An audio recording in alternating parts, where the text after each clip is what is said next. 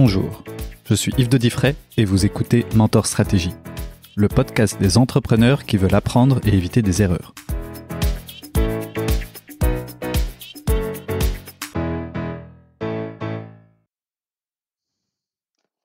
Pierre Herman, bonjour. Merci d'avoir accepté cette invitation. Bonjour. Alors, je vais vous présenter succinctement.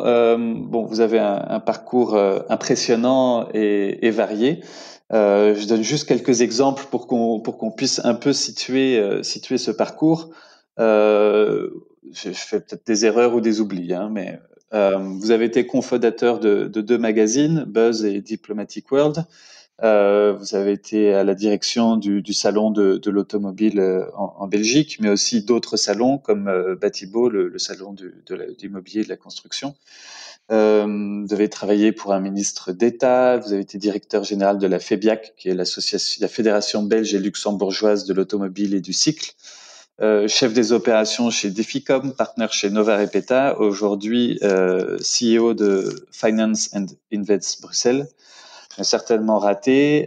J'ai aussi ouï dire que du coup, à la Fédération des entreprises de Belgique, on vous appelait le marsupilami parce que vous bondissiez de nouveaux projets en nouveaux projets, commençant par exemple à entreprendre dès l'université.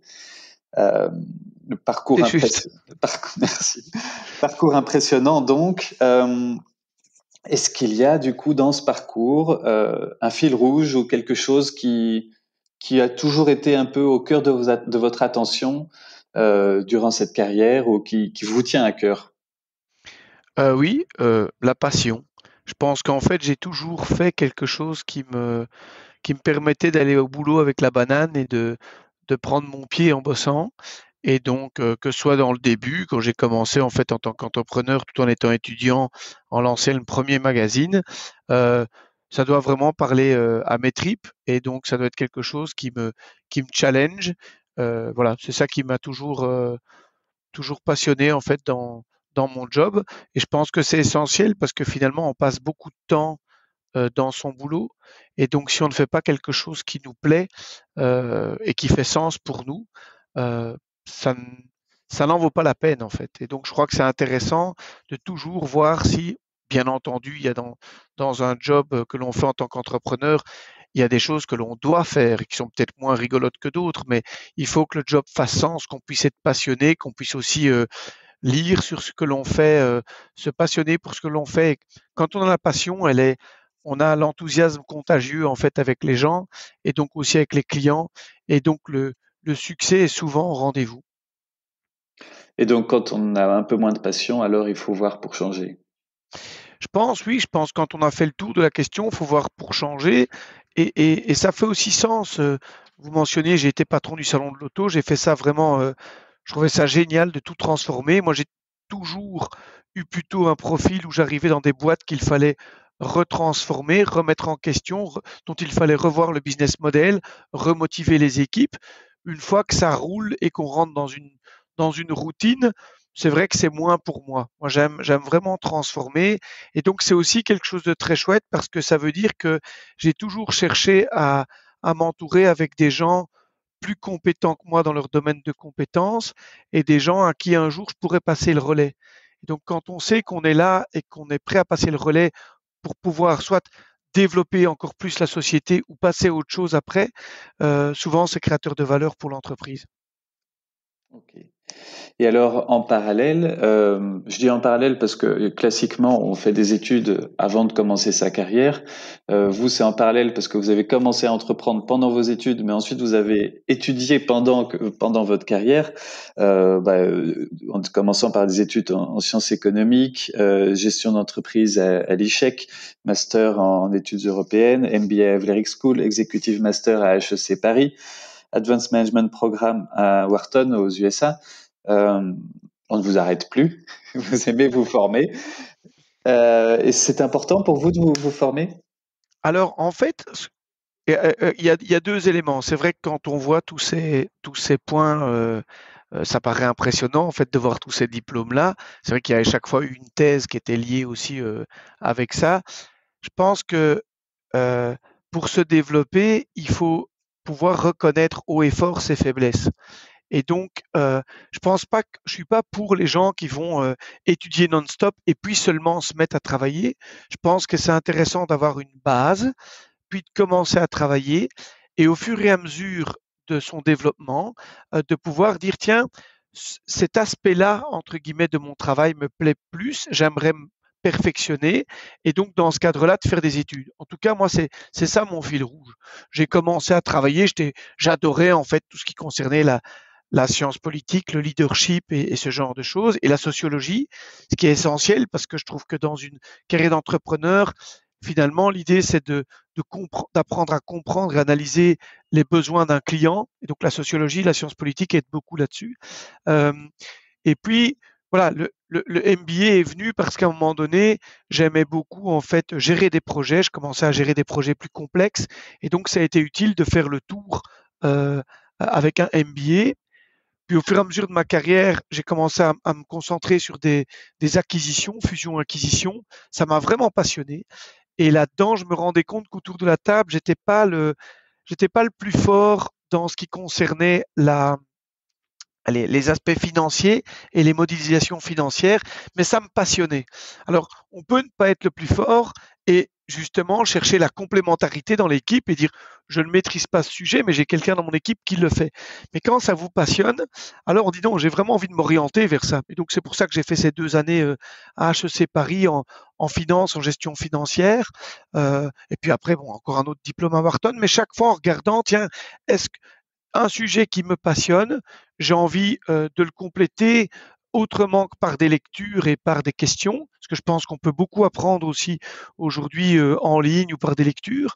Mais là, j'avais envie vraiment de me spécialiser. Et l'avantage des formations en cours de carrière, c'est qu'on y rencontre des gens passionnants.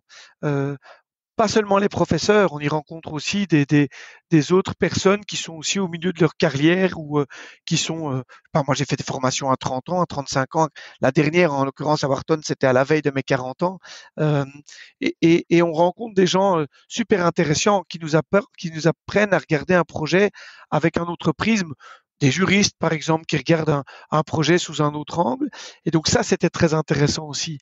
Donc les formations, en même temps, ça permet un peu de prendre du recul sur ce que l'on fait et de réanalyser peut-être quelque chose qu'on fait au day-to-day avec l'aide d'autres collègues et aussi avec un autre prisme.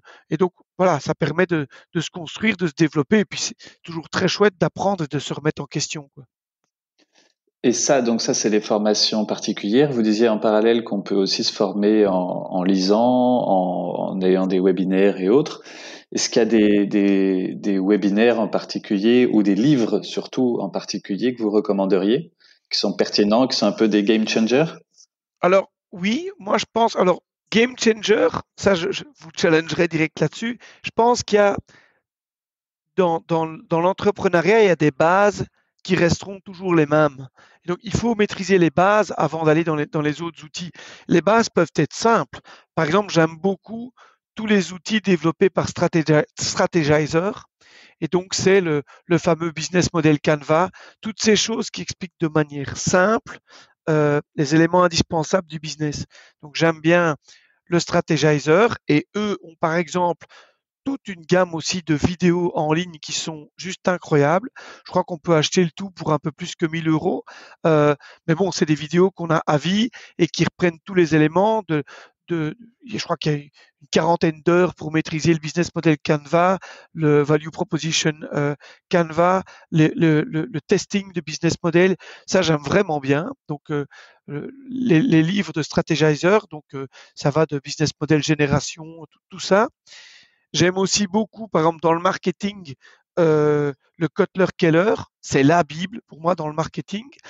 Et, et il y a des nouveaux outils dans le marketing. Hein. On parle de growth hacking, etc. Mais c'est important de bien maîtriser les bases du marketing, c'est-à-dire dire on part du besoin des consommateurs, de bien comprendre le besoin des consommateurs pour alors donc, collecter les customer insights, hein, collecter les besoins, après développer une proposition de valeur et puis sur base de ce développement de proposition de valeur, développer un plan de communication qui permet de la communiquer au client.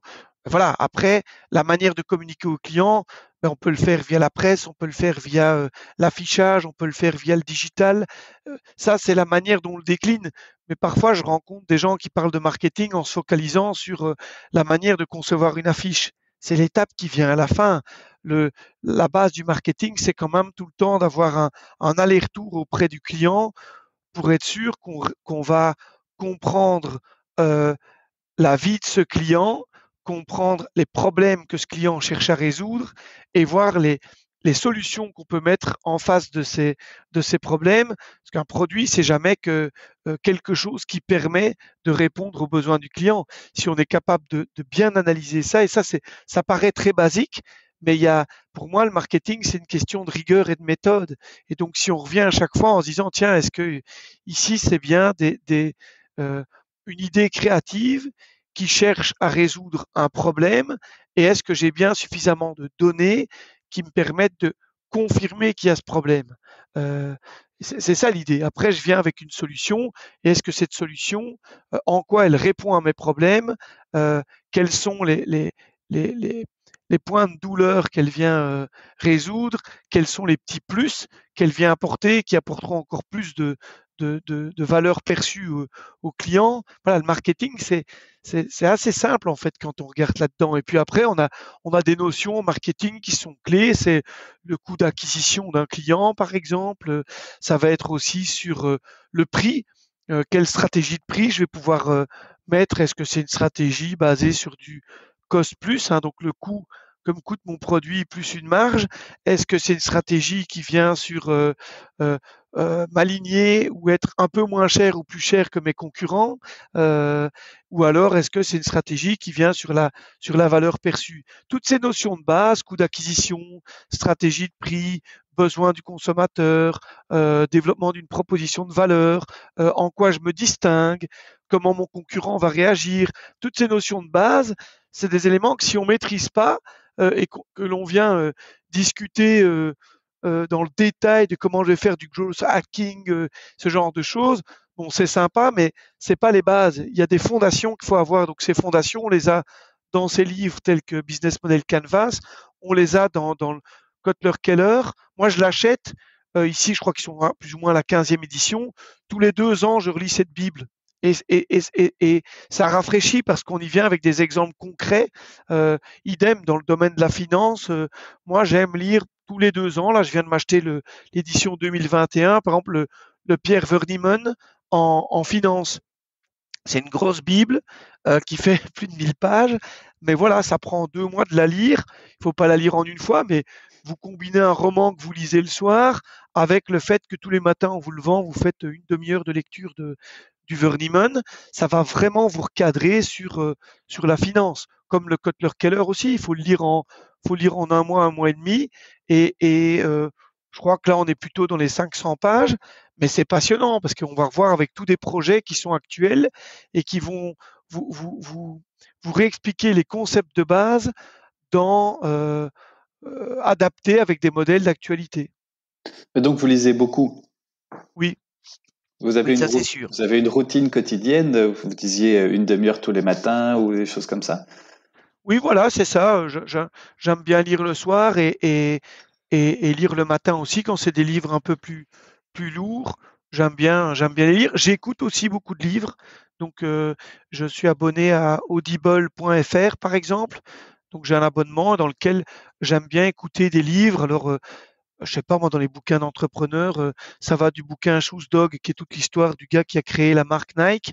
Ça peut être aussi, toutes des histoires ça peut être par exemple le livre sur les techniques de négociation, avec ne jamais couper la poire en deux, par exemple. C'est un bon bouquin sur la négo qu'on peut écouter. Moi, je l'écoute en faisant du vélo, par exemple, ou en faisant mes jogging. Ça peut être aussi un bouquin de stratégie comme Stratégore. Ça, c'est une bible que je lis aussi, peut-être aussi tous les 2 ans, enfin à chaque fois qu'il y a une nouvelle édition. Ou alors ça peut être Playing to Win, qui est un livre qui rappelle aussi les bases de la stratégie et du positionnement stratégique. Ça s'écoute parce qu'il y a plein d'exemples dedans aussi concrets. Voilà, ça c'est des livres qui sont intéressants, qui peuvent s'écouter ou alors se lire. Ou alors, encore une autre technique, bon là on est dans le podcast, dont le vôtre, qui est intéressant. J'en ai pas encore écouté beaucoup parce que vous n'avez pas encore beaucoup de numéros, mais enfin, c'est intéressant. Moi, j'aime bien, par exemple, écouter les Coubeurs, qui sont des résumés de bouquins en une vingtaine de minutes. Bah, ça c'est un trajet de bagnole. Donc, vous faites votre trajet pour aller au boulot en voiture ou en vélo, et vous écoutez un Cooper qui est un résumé d'un livre et qui vous donnera ou pas euh, l'envie de le lire. C'est comme ça que, par exemple, je me suis convaincu de lire le bouquin Platform Revolution, par exemple, qui explique tous les business de plateforme. Il y en a plein dans ce domaine-là, et dont le résumé, il dure 20 minutes. Moi, ça m'a convaincu d'acheter le livre et de le lire en profondeur, par exemple. Mhm. Bon, je mettrai tous les noms dans les commentaires, ce sera plus facile. Merci beaucoup déjà pour ce partage. On va revenir un peu plus sur Finance and Invest Bruxelles, mais juste avant, peut-être, comme c'est un métier un peu particulier, est-ce que on peut dire que pour vous, avoir un métier à impact, c'est quelque chose d'important? Oui, donc le fait d'avoir un métier où on cherche l'impact, c'est important. Je pense que ça l'a toujours été, mais ça l'est encore plus pour les nouvelles générations. C'est-à-dire que l'impact, c'est un élément qui va amener du sens. Et aujourd'hui, l'impact, alors il faut savoir aussi ce que ça veut dire l'impact, parce que c'est un peu un terme qui est galvaudé par moment. Mais quand on a un business model où on cherche à faire de l'impact au sens large, l'impact, ça veut pas seulement dire, je vais dire, ça veut pas seulement dire, par exemple, la décarbonisation ou le climat. L'impact, c'est beaucoup plus large. L'impact, ça peut être aussi l'éducation, ça peut être la création d'emplois, la santé, les villes connectées, l'énergie, la nourriture et l'agriculture. L'impact, il y a beaucoup de sujets. Parfois, c'est de l'impact, ça peut aller dans les convictions. Moi, personnellement, ce que j'aime le plus dans l'impact, c'est l'éducation. Parce que pour moi, je crois beaucoup en l'éducation, parce que c'est quelque chose qui peut créer de la valeur pour la société et qui permet à tous de grandir. Alors, vous allez dire, oui, c'est facile quand on voit le nombre de diplômes. Il y a peut-être quelque chose qu'on n'a pas dit au début en discutant ensemble, c'est que moi, j'ai commencé à grandir sur mes échecs. Quand j'étais en humanité, donc j'ai été viré de cette école, j'ai doublé 2 fois. Ah oui. J'étais plutôt un cancre et j'étais loin d'être le premier de la classe. Et c'est vrai qu'après Wharton et compagnie, HEC ou Vlerick ou en Sciences Po, j'ai fait souvent la plus grande 10, mais à la base, je pars d'échecs. Donc, j'ai pu grandir grâce à l'éducation et j'ai pu progresser dans mon boulot grâce à l'éducation. Donc, pour moi, l'impact, par exemple, le premier mot qui me vient à l'idée, en tête, c'est l'éducation. Mais l'impact, je ne sais pas si vous connaissez le modèle de pyramide, par exemple, de l'impact, il explique que l'impact va, par exemple, être quelque chose qui va répondre souvent de plus en plus à la demande de nos clients et de nos consommateurs. Donc, les clients aiment quand on est des entreprises qui fait aussi de l'impact. L'impact va améliorer la productivité de votre entreprise parce qu'elle fait sens pour les employés. Faire de l'impact aujourd'hui, ça permet aussi d'être vigilant et donc d'éviter les risques réputationnels de réputation pour l'entreprise. L'impact va permettre aussi d'avoir parfois certains accès dans des marchés, puisqu'aujourd'hui, il faut de plus en plus montrer patte blanche par rapport à vos fournisseurs et de cohérence. Donc, l'impact est important. L'impact est de plus en plus important parce qu'on est de plus en plus dans un environnement réglementé. Donc, c'est important de dire que, tiens, de toute façon, demain, on va peut-être m'amener à être obligé de répondre à telle norme, et donc faire de l'impact, ça pourrait être une référence. Mais si on passe une couche au-dessus dans la pyramide, l'impact, c'est important pour les performances financières de votre entreprise, parce que on va devoir de plus en plus être performant, et donc, par exemple, remettre en question la consommation énergétique de vos chaînes de production. Eh bien, à court terme, ça coûte peut-être une transformation. À moyen et long terme, ça rapporte de la valeur puisque ça diminuera votre facture. avoir de l'impact en finance, on sait que pour un investisseur, c'est important de rentrer et puis de sortir de votre boîte, de pouvoir revendre ses parts à plus haute valeur. Donc, une entreprise qui est dans l'impact aujourd'hui, ça augmente sa valeur, ça facilitera la sortie aussi. Donc, c'est important. Ça veut dire aussi que ça facilitera aussi tout ce qui est fundraising, donc la levée de fonds. Parce que si votre entreprise a bonne réputation, est dans le domaine de l'impact, aujourd'hui, c'est important. C'est pas théorique, c'est important. Donc voilà, tous ces éléments-là font en sorte que l'impact, c'est important. Et pour un investisseur comme nous, eh bien, aujourd'hui, on peut dire que dans notre logique de portefeuille, en général, quand on regarde la logique de portefeuille d'une entreprise, on combine rentabilité et risque. Donc, on essaye d'avoir des boîtes qui nous rapportent beaucoup, mais on essaye un peu de mitiger, d'équilibrer le risque. Donc, la théorie du portefeuille, ça a toujours été risque et rentabilité, et donc diversification. Aujourd'hui, un portefeuille, c'est risque, rentabilité, diversification et impact. Et donc, il y a des gens qui sont OK sur le principe de faire une concession sur un petit peu de rentabilité pour plus d'impact. Mais il s'avère aujourd'hui que quand on cherche la rentabilité et l'impact, mais on arrive à plus de rentabilité. Donc, au-delà des critères financiers, il y a de plus en plus de critères non financiers dans les investissements. Et donc, on peut dire que la recherche d'impact est synonyme de création de valeur avec S. Valeur de rentabilité, valeur financière, mais aussi d'autres formes de valeur. Sociétale. Sociétale. Et donc, pour revenir peut-être sur Finance and Invest Bruxelles, c'est quoi? Ça sert à quoi et ça marche comment? En quelques mots, hein, parce que... Oui. En fait, en très court, si on doit résumer notre stratégie en 2 lignes, Finance and Invest Bruxelles vise à faciliter et compléter la chaîne de financement des entreprises à Bruxelles. Donc, faciliter et compléter la chaîne de financement des entreprises. Ça veut dire quoi? En fait, ça veut dire que une entreprise à plusieurs phases de maturité va rechercher du financement. Ça veut dire concrètement, si elle recherche du financement, il y a une phrase clé qu'on dit notamment dans le Verniman, c'est la création de valeur nécessite des investissements qui doivent être financés et suffisamment rentables. Donc, création de valeur, il faut voir si effectivement une entreprise est bien en train d'augmenter ses marges ou de développer ses marchés, donc de grandir.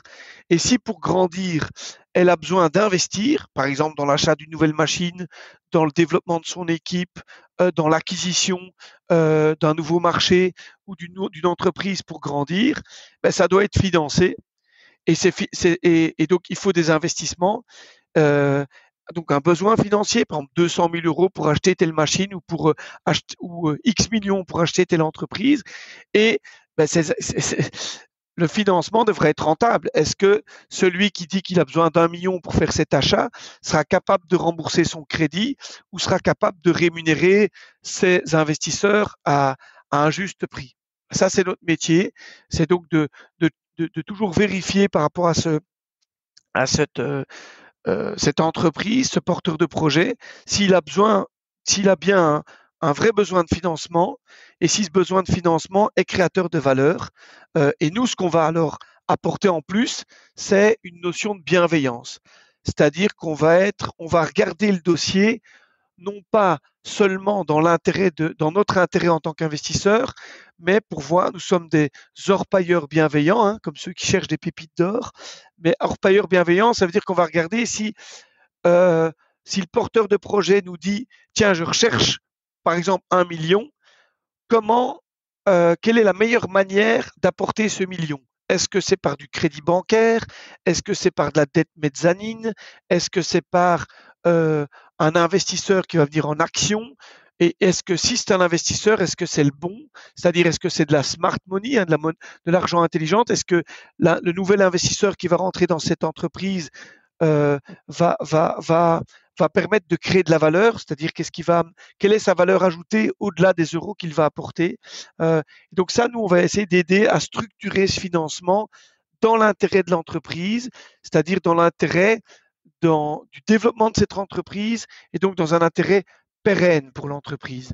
C'est important de souligner cette notion de bienveillance parce que Quand on a la casquette pure privée, ce qui n'est pas notre cas, parfois on va réfléchir plutôt à l'intérêt de notre intérêt pur en tant qu'investisseur. Donc est-ce que, par exemple, moi c'est plus dans l'intérêt d'un investisseur quand on a un bon projet, c'est toujours plus intéressant de le faire essentiellement en equity, c'est-à-dire en tant qu'actionnaire, puisque c'est là où on va prendre, si on est convaincu que le projet est créateur de valeur, si on est actionnaire, c'est clair qu'on a intérêt à prendre le plus de parts en tant qu'actionnaire et le moins cher possible pour pouvoir faire le plus bingo à la sortie.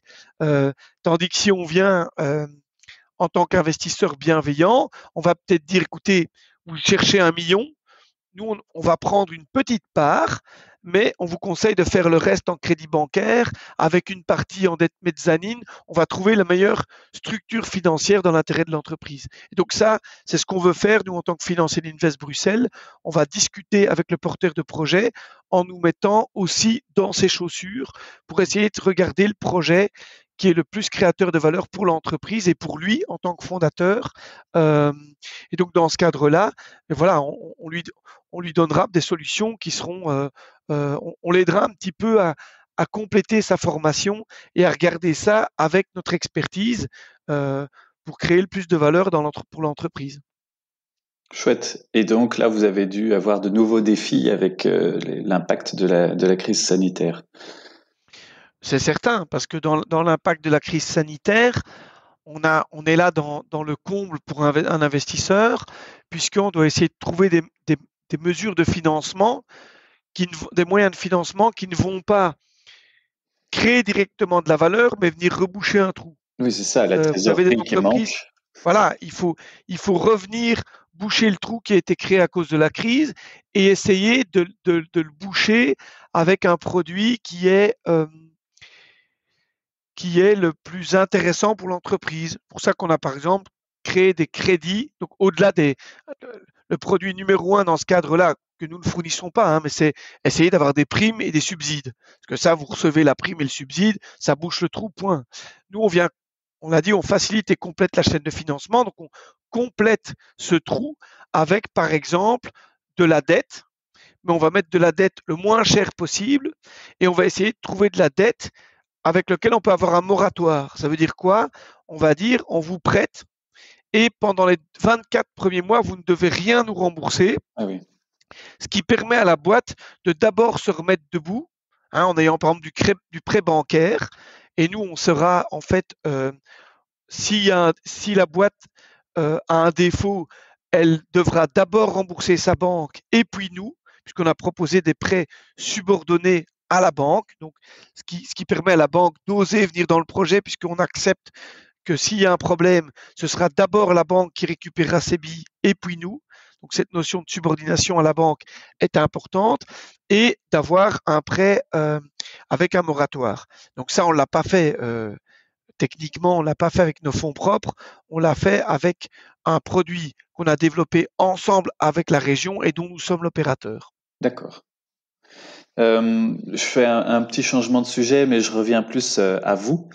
Si vous croisiez le jeune Pierre, et imaginons, il a 15 ans, première question, est-ce qu'il imaginait avoir cette carrière, surtout après ses échecs scolaires, comment est-ce qu'il peut réussir quelles questions il se pose à ce moment-là? Et deuxième question, quels sont les 3 conseils clés que vous pourriez lui donner, un peu vos 3 conseils de la réussite, pas forcément financière, mais en tout cas pour être toujours passionné. Alors, si je croisais effectivement le Pierre Herman de l'époque, j'aurais peut-être tendance à rien lui dire de spécial, parce que je pense que le fait d'avoir toujours fait les choses avec passion, finalement, ça a permis ça a fait un certain sens en fait. Donc ça, je pense que c'est un point. Ce que je donnerais peut-être comme conseil, c'est ce fameux paradoxe de Stockdale. Alors ceux qui veulent le creuser, j'avais écrit un article au début de la crise sur le sujet, c'est-à-dire de toujours être convaincu, et ça je pense c'est quelque chose que j'ai eu grâce à mes parents, dans une issue favorable de la crise. Donc garder toujours cette croyance du fait que on va s'en sortir. Par contre, avoir l'honnêteté de reconnaître la situation actuelle et pas se raconter des histoires. En fait, c'est un paradoxe le paradoxe de Stockdale, c'est en référence à un amiral pendant la guerre qui était au Vietnam, qui pendant la guerre du Vietnam s'est retrouvé en fait coincé avec ses troupes. Et il y en a qui disaient c'est clair, on va en sortir et à Noël on sera sorti. Et à Noël ils n'en sortaient pas. Et alors on disait à Pâques on en sera sorti. Et à Pâques on n'en sortait pas. Puis à la fin ça jouait contre le moral. Donc cette espèce d'enthousiasme aveugle, c'est pas l'idéal parce que là finalement c'est un petit peu il faut pas être trop non plus optimiste naïf, ça n'amène à rien ça. Par contre être optimiste tout en croyant en fait, tout en reconnaissant le fait qu'on sortira pas tout seul, en disant oui, je crois en une fin heureuse, mais elle sera pas évidente. Ça permet effectivement de pouvoir répondre en fait à une crise et d'affronter une crise. Moi, c'est toujours ça que j'ai eu. Je veux dire, j'ai doublé, j'ai eu des échecs et je me suis dit qu'il fallait pouvoir voir le verre à moitié plein et de se dire que de cet échec, j'allais apprendre.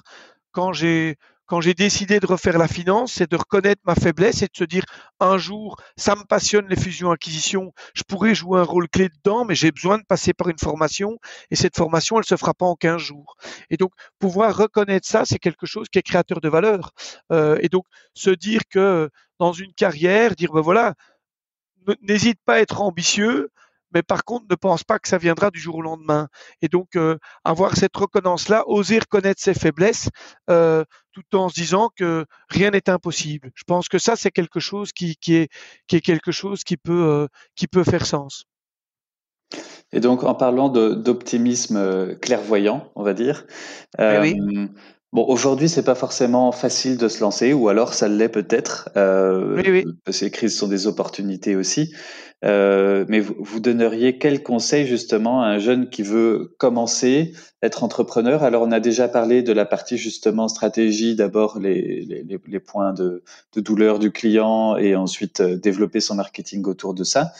Mais imaginons un entrepreneur qui n'ose peut-être pas se lancer ou qui ne sait peut-être pas quel secteur chercher ou dans quel secteur chercher des opportunités. Ça, je pense que c'est peut-être par là qu'il faut commencer. Je sais par exemple que vous avez des secteurs prioritaires d'investissement comme la mobilité douce. Vous parliez de vélo tout à l'heure. Effectivement, le vélo est en plein boom aussi. Comment est-ce qu'on détermine ça quand on a envie d'entreprendre mais qu'on ne sait pas par quel bout prendre les choses? Alors donc premier point que je reprendrai, je viens de taper vite tout en discutant avec vous pour retrouver le nom de l'article que j'avais écrit sur le paradoxe de Stockdale et je l'avais Vous appelé m'enverrez le lien. oui, ça c'est conserver une foi inébranlable dans notre capacité à réussir. C'est ça le titre que j'avais mis dans l'écho à l'époque. Mais c'est la même chose en fait ici. La question que vous me posez par rapport à un entrepreneur, c'est que je pense que un entrepreneur doit conserver une foi inébranlable dans sa capacité à réussir tout en reconnaissant effectivement les faiblesses. Je pense qu'il y a deux types d'entrepreneurs. Il y a les start-upers et il y a les repreneurs. Et donc, on peut avoir une mentalité d'entrepreneur tout en n'étant pas un génie dans la création d'idées. Donc, si vous n'avez pas l'idée, vous pouvez peut-être vous orienter, par exemple, sur tous les business models de type franchise, c'est-à-dire des business models qui ont déjà fait leurs preuves et qui cherchent un entrepreneur. Donc, vous dites, tiens, je vais prendre une franchise en Belgique, je vais ouvrir ma franchise. Il y a l'idée, il y a le modèle, et il faut qu'il y ait un entrepreneur qui prenne ça et qui développe son projet en Belgique. Donc, ça, c'est une première réponse. La deuxième, c'est aussi, vous pouvez regarder des business models qui fonctionnent à l'étranger et regarder comment vous pourriez les développer en Belgique. Ça aussi, je trouve, c'est une bonne manière d'aborder l'esprit d'entreprendre. Donc moi, c'est peut-être un premier conseil que je dirais, c'est pour l'entrepreneur qui n'a pas d'idée, c'est de regarder ce qui existe en franchise, regarder ce qui fonctionne à l'étranger, ou alors c'est de regarder dans ses passions, dans les sujets qui l'intéressent, et puis de regarder là-bas s'il n'y a pas un problème à résoudre, c'est-à-dire partir d'un problème, et puis essayer de trouver comment je peux peut-être amener une solution par rapport à ce problème. Donc quelqu'un que, je sais pas moi, est passionné dans un sujet, dans une thématique, regarder comment il peut alors essayer de regarder en analysant un peu le day-to-day du segment de clientèle, ou je sais pas moi, si c'est quelqu'un qui est passionné de golf, peut-être d'analyser le golf et de se dire tiens, quels sont les problèmes types maintenant que rencontrent les personnes qui jouent au golf ou les différents acteurs, et puis de se dire est-ce qu'il n'y a pas moyen de résoudre un de ces problèmes, et puis de voir si les gens sont prêts à payer pour cette solution de proposer pour résoudre un problème. Voilà, ça peut être une bonne idée pour partir d'une idée. Et puis après, c'est de parler avec méthode et rigueur pour voir comment on peut répondre à ce problème. Et dans les livres, là-dedans, il y a aussi le fameux livre qui vient de sortir, là, qui est écrit par Whitmer, Wattenberg et Beckmans, qui est le bouquin des 28 pistes. Hein, donc 28, je ne sais plus c'est quoi, c'est 28 étapes pour apprendre à développer un projet de start-up. C'est pas mal aussi, de l'idée jusqu'à la levée de fonds, par exemple. Ok. Mais justement, vous parlez de levée de fonds. Il y a souvent tout un jargon un peu obscur autour des startups, des levées de fonds. On entend parler de série A, de série B, qui sont pas des voitures, et on entend parler de seed et autres. C'est quoi tous ces mots? Comment s'y retrouver un peu, et c'est quoi les étapes? Alors là, je pense que c'est compliqué de le faire maintenant comme ça. On pourrait faire un sujet juste sur le financement, mais je pense qu'en fait, la première chose, c'est de se rendre compte que identifier d'abord mon business model, mon besoin de financement, et puis quand j'ai ce besoin de financement, de regarder grosso modo, imaginons que ce besoin de financement est de 400 000 euros, de regarder comment je vais les compléter. Le premier point, c'est d'avoir une discussion avec la banque. Est-ce que la banque peut financer ça? Et en fonction de la phase de maturité où est l'entreprise, on va voir si la banque est d'accord de prendre ce niveau de risque. Peut-être la banque sur les 400 000 va dire je veux bien faire les 200 000, le reste je vous demande de renforcer vos capitaux propres. Et là, on va le faire soit avec une dette de type dette mezzanine, soit on va le dire en disant vous avez besoin d'autres actionnaires dans l'entreprise. Je coupe simplement pour une définition. Dette mezzanine, vous entendez quoi par là? Alors, dette mezzanine, en fait, dans la dette, il y a une notion de seniorité de la dette. C'est-à-dire que une dette senior, c'est la dette senior versus dette junior. Dette senior, c'est la dette qui est la moins risquée, en fait. En tout cas, celle qui a le plus de garanties, celle qu'on protège le plus. Comme ça, vous pensez aux seniors qu'on doit protéger. Vous dites celle qu'on sait. Alors, un exemple, vous allez acheter une maison, vous avez besoin de 100 pour acheter votre maison. Avec vos frais, elle vous coûtera 114 ou 120 même.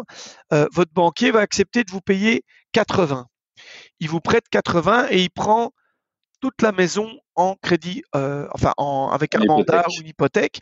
Et donc, en cas de défaut, il vous a prêté 80, votre maison vaut 100, vous l'avez payé 120 parce qu'il y avait des frais, mais bon, là, les frais, c'est autre chose.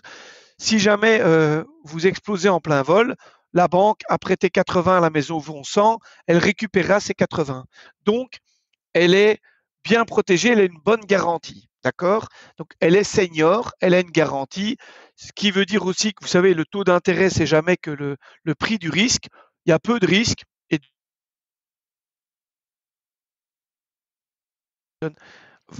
vous m'entendez toujours ou pas? Oui, c'est bon, c'est revenu. On a été coupé. Il y a peu de risques et donc votre risque est rémunéré et vous allez vous allez avoir vos garanties. Deuxième extrême de la dette senior, c'est la dette junior. La dette junior, le plus grand risque, c'est l'actionnaire. L'actionnaire, c'est une dette à très long terme, mais il a investi dans votre boîte, mais un jour, il veut quand même la récupérer. C'est pas un don.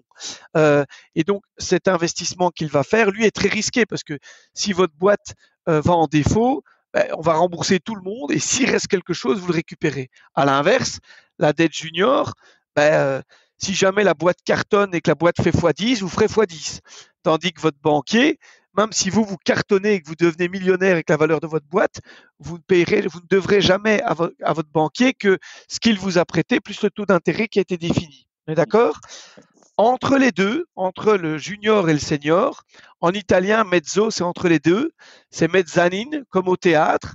Et au théâtre, les seniors, pour reprendre l'expression, c'est un peu comme le Muppet Show, hein, les deux vieux là, ils sont tout en haut au balcon, et les tout jeunes, ils sont dans les parterres. Entre les balcons et les parterres, au théâtre, il y a la mezzanine, eh bien c'est la même chose. C'est-à-dire que c'est une dette, et donc dans lequel vous devez rembourser le montant que vous avez emprunté plus un taux d'intérêt. Simplement, c'est une dette quasi aussi risquée que les actionnaires. Et donc, c'est une dette qui va vous coûter entre 6 et 12% en fonction du niveau de risque. Mais c'est top parce que cette dette mezzanine, elle, par rapport à vos banquiers, elle passe après les banquiers en cas de défaut. Donc, les banquiers vont d'abord récupérer leur mise et vous allez vous récupérer après. Mais c'est une dette sans garantie. Donc, qu'on appelle aussi parfois une dette en quasi-fonds propres ou une dette subordonnée. La seule chose, c'est que subordonnée, il y a un peu comme 50 Shades of Grey. Ici, il y a 50 nuances de dette subordonnée. Vous pouvez être subordonné à la banque, subordonné à plusieurs actionnaires, à plusieurs prêteurs, à l'ensemble des prêteurs. Donc, on peut avoir toute une série de nuances dans les dettes subordonnées, mais on appelle ça une dette mezzanine parce qu'elle est en quasi-fonds propres. D'accord. Donc, ça, c'est sur les volets financement. Voilà, donc dans votre volet financement, vous allez pouvoir voir si vous êtes une dette subordonnée ou alors si vous êtes actionnaire. Et quand vous êtes actionnaire, on va voir plusieurs sujets. On va discuter de la valorisation de l'entreprise. On va parler donc à quelle valeur je rentre. Hein. Si je suis prêt à investir 100 dans votre entreprise, si votre entreprise, après évaluation, vaut 1 million, mais j'ai 10%. Si j'investis 100 dans votre entreprise et que votre entreprise vaut 2 millions, je n'ai que 5% de votre entreprise. Donc, ça va être intéressant de voir effectivement quelle est la valorisation de votre entreprise, quel est l'horizon de sortie. Hein, je rentre avec 100, mais est-ce que je récupère mes 100 selon vous, dans 5 ans, 10 ans, 20 ans? Donc, quel est mon horizon de sortie? Qui sont les autres actionnaires? Il y a toute une série de questions qui se posent quand on va parler de prise de participation. La base étant la valeur d'entrée, l'horizon de sortie et donc la valeur de sortie aussi. Et puis, est-ce qu'il y a une politique de dividende ou pas, par exemple? Mmh. Et donc, tous ces sujets-là, nous, ceux qui vont entendre ça, ça peut être rébarbatif. L'idée, c'est que nous, on va faire preuve de vraiment, chez Finance & Invest, pédagogie, parce qu'on part du principe que un entrepreneur ou une entrepreneuse, ce sont des génies dans leur domaine. Ce sont des passionnés d'un secteur, d'une dynamique, d'un marché qu'ils maîtrisent. Ils connaissent le marché, le développement. Nous, on est des spécialistes du financement. Et donc, avec eux, on va regarder leur business model. On va regarder si l'idée s'ils sont capables de réaliser cette idée. Est-ce qu'il y a bien un marché? Est-ce que ce marché offre un potentiel réaliste par rapport au développement de cette entreprise? Et ensuite, nous, on va les aider, on va leur aider à comprendre ce jargon de l'investisseur qui n'est pas forcément compliqué. Hein. Si moi, je peux être à la tête d'un invest avec, bon, d'accord, toutes les études que j'ai fait, mais rappelons-le, j'ai été viré de cette école, j'ai doublé 2 fois. Et donc, c'est pas si compliqué que ça quand on vient expliquer, et on prendra le temps pour expliquer, pour répéter aussi, pour que ces notions deviennent compréhensibles pour l'entrepreneur et l'aider à choisir la meilleure formule dans l'intérêt de son entreprise, dans l'intérêt pérenne de son entreprise. Et donc, si je résume, déjà dans les choses clés pour un entrepreneur, mais déjà la première chose, c'est de bien identifier le problème auquel il veut répondre. Ensuite, c'est de toujours être curieux, se former, s'informer, et peut-être ici bien s'entourer, puisque finalement, c'est essayer de trouver les interlocuteurs qui vont être compétents dans les domaines qu'on maîtrise moins. Est-ce que je peux ajouter éventuellement un autre point qui serait aussi, et ça permet d'alimenter tous ces premiers points, pouvoir bien se créer et entretenir un réseau? Oui, tout à fait. Alors, dans les questions, avant d'aller sur le réseau, ce que je répéterai, là, on pourra aussi mettre le lien, c'est que nous, par exemple, sur notre site, on reprend ça. On reprend toutes les questions clés qu'un entrepreneur doit se poser avant son financement. Hein, qui êtes-vous? Quel est votre projet? Où en êtes-vous dans votre projet? Vos objectifs sont-ils réalistes? Que souhaitez-vous financer? Quel montant souhaitez-vous financer? Et par rapport à toutes ces questions qu'on se pose, c'est très important pour un porteur de projet d'avoir effectivement un peu des sparring partners. Donc d'aller trouver des personnes avec qui vous pourrez parler vrai dans votre réseau, des experts qui vont vous aider à pouvoir répondre à ces questions. Dire tiens, j'ai un entrepreneur que je connais qui va m'aider peut-être à pouvoir bien valider où j'en suis dans mon projet, si mon projet est clé, aller lui présenter une fois le pitch de mon entreprise avant d'aller le présenter à mon banquier. Donc c'est vrai que le réseau, c'est quelque chose de clé, savoir bien s'entourer, c'est super important en fait. Et pour nous, c'est important aussi de savoir qui entoure le projet, le porteur de projet, parce qu'avant d'investir, nous, on doit comprendre et croire dans le projet et de savoir si la personne est bien entourée.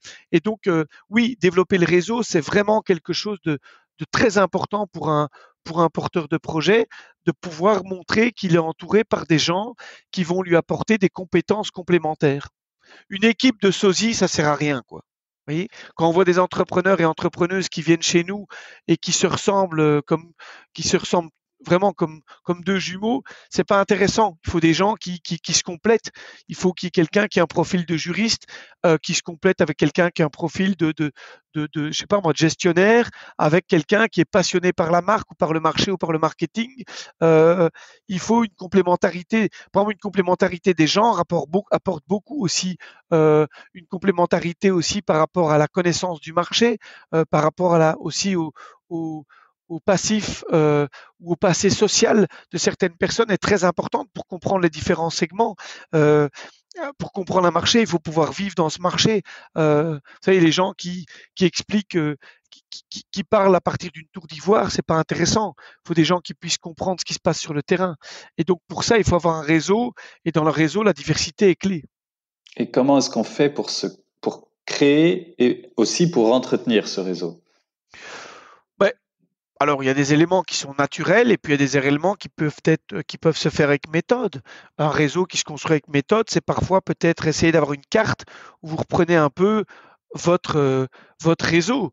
Et par exemple, de dire, tiens, quand je fais le tour d'un projet, si vous rentrez dans un marché, c'est par exemple comprendre dans ce marché qui sont les acteurs clés, quels sont les différents segments, et puis de veiller à ce que vous ayez des contacts dans chaque segment.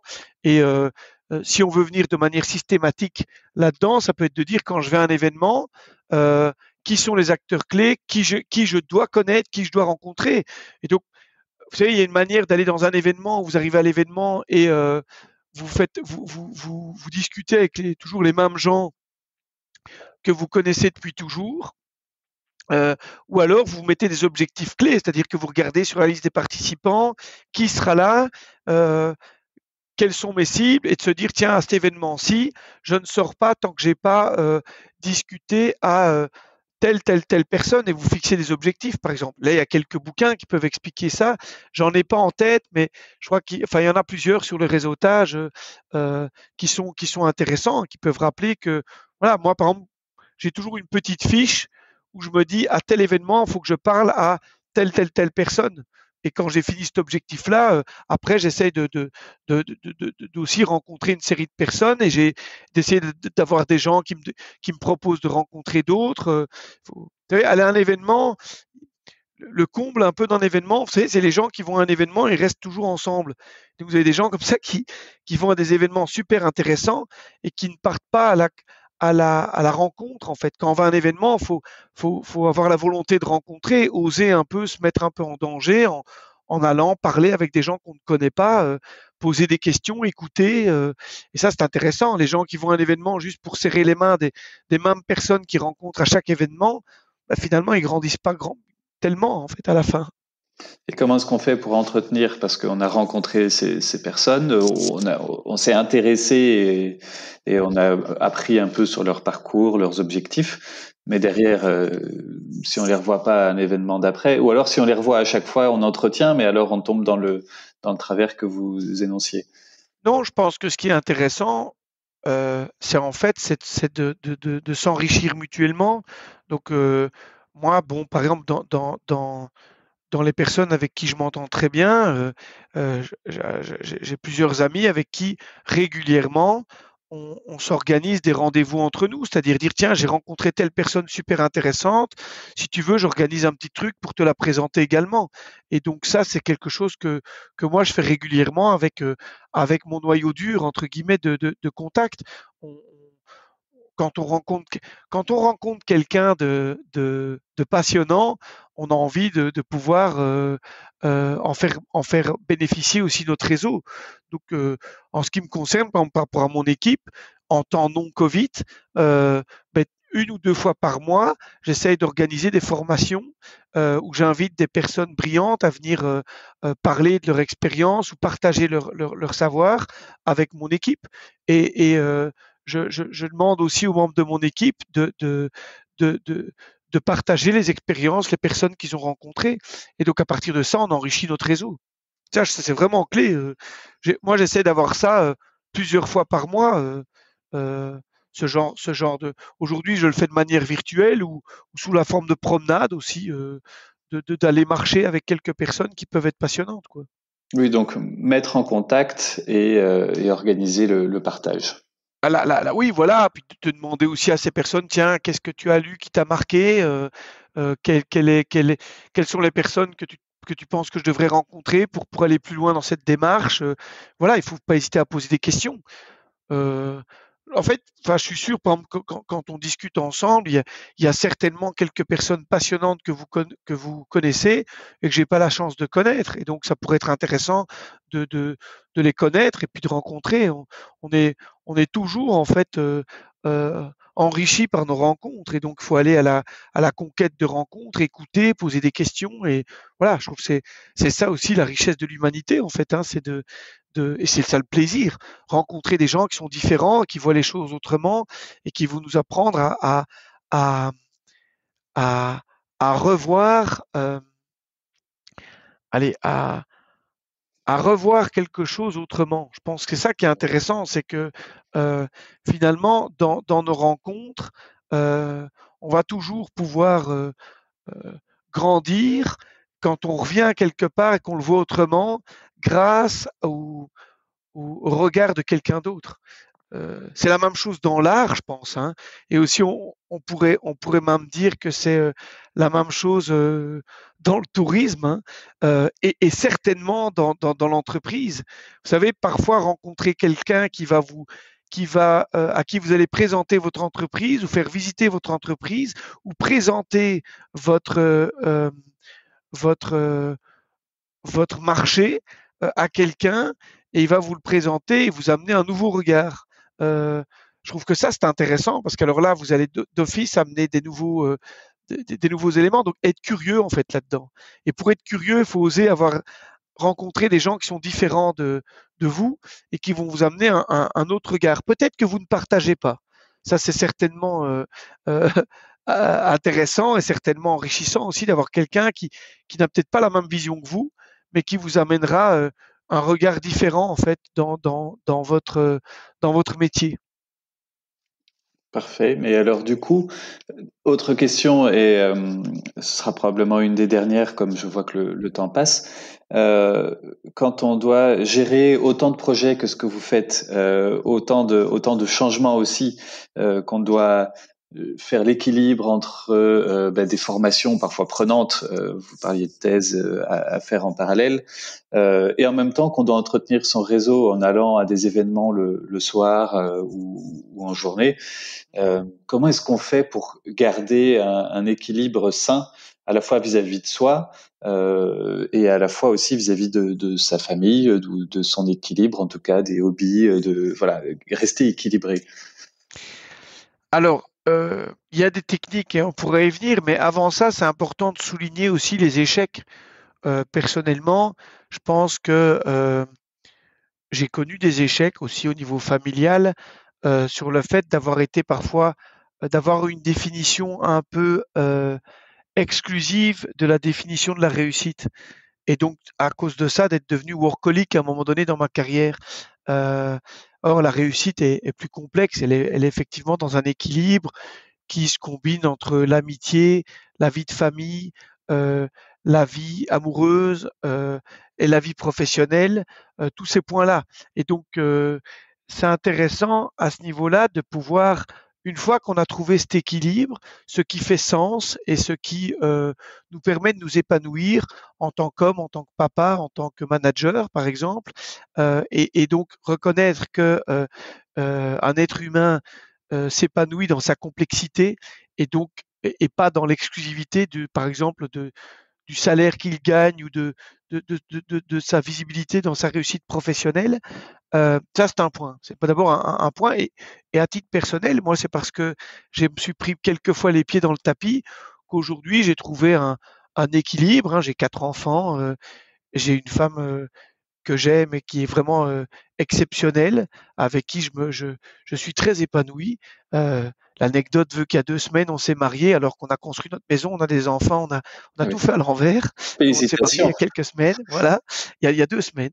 Euh, mais euh, mais j'ai connu des échecs. J'ai eu, sans être marié, mais j'ai eu des enfants avec une femme qui était aussi exceptionnelle et passionnante, mais euh, avec le fait qu'à un moment donné, peut-être que moi j'étais beaucoup trop dans mon boulot et je trop dans le fait qu'à un moment donné, on oublie de penser à ce juste équilibre. Ce juste équilibre, on le trouve aujourd'hui avec des outils qui sont méthode, rigueur, planning. Pas avoir peur d'un planning. Il faut des moments entre guillemets d'improvisation. Il faut que la vie puisse partir à 200 à l'heure et se laisser surprendre et oser partir, prendre l'avion, faire des choses qui sont surprenantes. Mais il faut aussi reconnaître que pour que ça fonctionne, il faut un planning. Moi, ce que j'aime bien dire parfois quand j'ai ces discussions-là avec des collaborateurs ou des amis qui sont un peu en quête d'équilibre, c'est de dire qu'un mois, ça se décline parfois en demi-journée. Un mois, donc 20 jours, c'est 40 demi-journées. Je parle 20 jours de travail. C'est 40 demi-journées. Ça vaut la peine peut-être de dire dans ces 40 demi-journées comment je vais venir les compléter en termes de journée que je vais consacrer par exemple à de la lecture, demi-journée que je vais consacrer à des rendez-vous, demi-journée que je vais consacrer à tel moment pour tel enfant. Donc un mois, c'est aussi 30 jours si on prend les jours privés qu'on a dedans. Donc il y a une dizaine de jours qu'il faut consacrer aussi à la vie de famille. Et aussi des soirées qu'on doit consacrer à la vie de famille. Euh, donc ça, c'est important. Je pense que c'est important d'oser avoir un planning en début de semaine, de passer 1 heure sur qu'est-ce qui fera que ma semaine sera considérée comme un succès. Quel est le gros dossier que je dois réussir aujourd'hui, cette semaine, ce mois-ci, ces 6 mois, cette année. Donc ça, c'est un point important. Et que ceci soit partagé aussi quand on est dans une équipe ou quand on est un leader, de partager ça avec son équipe. Moi, j'utilise par exemple le modèle OVAR, qui est un modèle qu'on a développé à HEC Paris, avec les objectifs, les variables d'action et les responsabilités dans une équipe. Et quel est le résultat que je vise et si je n'y atteins pas, quelle est la mesure de l'effort aussi que je vais regarder. C'est possible qu'à la fin, je n'y arrive pas, mais il faut que je sois fier de ce que j'ai fait. Hein, on peut ne pas arriver à son objectif, mais il faut être sûr que, en tout cas, j'ai respecté la mesure de mon effort. Hein, je prends un exemple, un commercial qui dit j'ai pas atteint mon objectif, ça c'est une chose. Mais si par exemple l'année passée il avait fait, je sais pas moi, 100 coups de téléphone par semaine en moyenne, qu'il arrivait à avoir 10 rendez-vous et que sur ces 10 rendez-vous, il en concrétisait 3 en vente, euh, 100, 10, 3, les ratios dépendent d'un secteur à l'autre. S'il dit oui, ce mois-ci, j'ai pas atteint mon objectif, mais qu'il a fait que 20 calls, ça veut dire qu'il n'a pas vraiment bossé, qu'il n'a pas vraiment fait son effort. On peut expliquer pourquoi il n'est pas arrivé à son résultat et quel était l'écart, la mesure de l'écart. Idem, si vous dites ça a merdé dans mon couple, mais que vous n'avez pas fait non plus les efforts nécessaires. Voilà, moi, je prends le cas avec la femme dont j'ai la chance de partager la vie. On se réserve des moments d'exclusivité à deux. des moments d'escapade où on part à deux. Ici, il y a quelques semaines, on s'est octroyé, quand les métiers de contact étaient encore ouverts, on a pris une demi-journée congé pour chacun pouvoir avoir un massage, avoir un moment à deux. On a été faire un tour du lac de Genneval. Vous voyez, c'est pas loin, mais c'est pas cher. Mais c'était le fait d'avoir un moment d'escapade à deux. Oui. Hier, par exemple, voilà, j'ai 4 enfants, dont 3 filles et un garçon. Euh, J'essaie d'aller régulièrement, par exemple, passer 2 heures au skatepark avec mon fils. Ou juste hier soir, j'ai eu un super chouette moment avec ma fille aînée de 12 ans. On a regardé un film à deux. En mangeant entre guillemets des chips dans le fauteuil et c'était juste pour elle. J'étais 200% avec ma fille pendant 2h30. Bah ça c'est plus chouette qu'elle me voit tous les jours à la maison, mais que je sois toujours en train de courir. Donc le fait d'avoir des moments d'exclusivité par rapport à certains et de veiller à cet équilibre, ça si vous le notez pas et que vous le réservez pas dans un agenda à l'avance, oui vous aurez des moments d'impro et il en faut, mais si vous le planifiez pas, vous n'y arriverez pas, vous reporterez les rendez-vous et c'est pas top. Et par exemple, un enfant, ce qu'il a besoin, c'est pas de cadeau, c'est du temps et du temps de qualité. Et donc ça, c'est quelque chose je pense, de très important, en tout cas dans une vie pour trouver un équilibre. C'est la même chose au boulot. Combien de temps vous pensez non pas à régler euh, ce qu'on appelle SOY, de shit of yesterday. Il faut, si vous ne planifiez pas, vous allez faire que ça. Vous allez vous faire imposer votre agenda par une série de personnes et par régler des problèmes. Vous devez avoir des journées peut-être pas chaque semaine, mais en tout cas, dans votre demi-journée par mois, dans vos 40 demi-journées, vous devez certainement avoir 2 demi-journées exclusives pour réfléchir à c'est quoi ce qui va créer le plus de valeur demain dans votre boîte, prendre le recul, regarder votre tableau de bord. Voilà, ça c'est des points essentiels. Si vous ne réservez pas dans vos agendas, ça ne va pas se créer cette place-là tout de suite. Si vous voulez transformer des étincelles en flammes, il faut pouvoir avoir ce point-là. C'est vraiment important de pouvoir avoir ces points-là. Eh bien, merci beaucoup pour ce beau partage. Est-ce qu'il y a éventuellement un sujet qui vous semble aussi important et qu'on aurait oublié, sur lequel vous souhaitez revenir?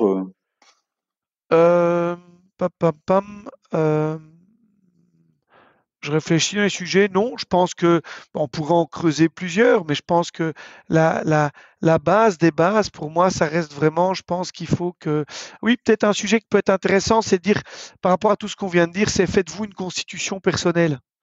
Moi, c'est un exercice que j'ai fait suite à un grave accident, c'est de me refaire une constitution personnelle, c'est-à-dire de redire c'est quoi la manière avec laquelle vous allez analyser vos décisions à titre personnel. Comment vous allez prendre des décisions clés dans votre vie.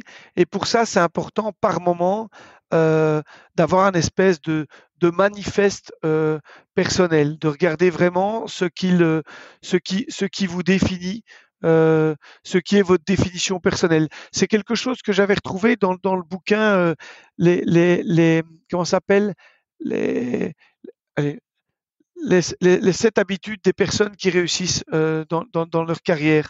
C'est un des points pour savoir un petit peu c'est quoi votre définition aussi du bonheur, par exemple. Et là-dedans, c'est utile parce que quand vous avez ça, parfois, ça peut vraiment vous aider à retomber sur votre pied. Et ça nécessite parfois oser pouvoir mettre les choses par écrit.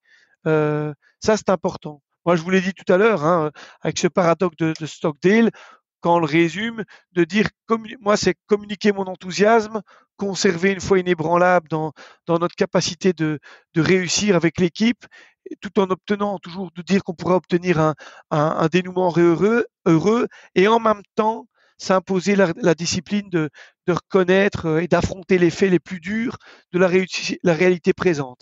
Ici, par exemple, c'est de se dire, on va pas sortir demain de la crise du Covid, mais on en sortira. Donc de se dire qu'il y a que c'est avant l'aube que comment on dit encore ça, c'est avant l'aube que la nuit est la plus noire, mais de se dire qu'est-ce que je dois mettre en place pour se relever. Et moi, c'est mon accident. En 2007, j'ai eu un très grave accident de moto. Je savais que j'allais pas remarcher tout de suite. J'ai été 6 mois en chaise et 2 ans en béquille. Mais aujourd'hui, je fais des jogging. Et je me suis toujours dit qu'un jour, je remarcherais. Ça m'a appris à reprendre passion avec ça. Et le fait d'avoir un peu cette constitution personnelle, de savoir c'est quoi ce que j'ai envie de faire comme réussite avec ma famille, c'est quoi ce que j'ai envie de faire comme réussite avec mes amis, en quoi j'ai envie finalement d'être reconnu. Je sais pas, moi, si demain, c'était mon enterrement, et que j'imagine que mon meilleur ami fait un discours ou ma meilleure amie fait un discours, j'ai envie qu'elle dise quoi? Personne ne va parler du fait que j'ai loupé tel contrat ou j'ai loupé tel titre professionnel. Hein. C'est pas ça réussir sa vie. Et donc ça veut dire quel sera le discours de mon ami, quel sera le discours peut-être de mon frère, quel sera le discours de ma maman, quel serait le discours de mes enfants aussi, et de se dire avec ça, voilà, quels sont les points que j'ai envie de faire.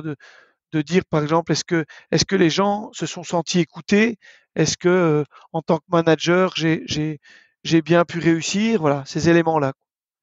Je pense que c'est ça le point, il faut bien se rappeler de se définir c'est quoi, ce sera mon dernier mot, peut-être de dire c'est quoi ma définition du succès, et se poser cette question-là.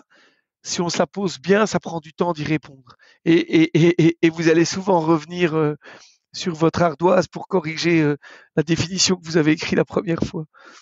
Eh bien, parfait, merci. Donc, on se quitte sur ces mots. Pour soutenir l'initiative et pour continuer à entendre plus d'interviews, s'il vous plaît, partagez ce podcast et mettez-lui 5 étoiles. Cela me permet de continuer à enregistrer et diffuser cette sagesse collective. Merci d'être toujours plus nombreux à vous abonner et à bientôt sur Mentor Stratégie.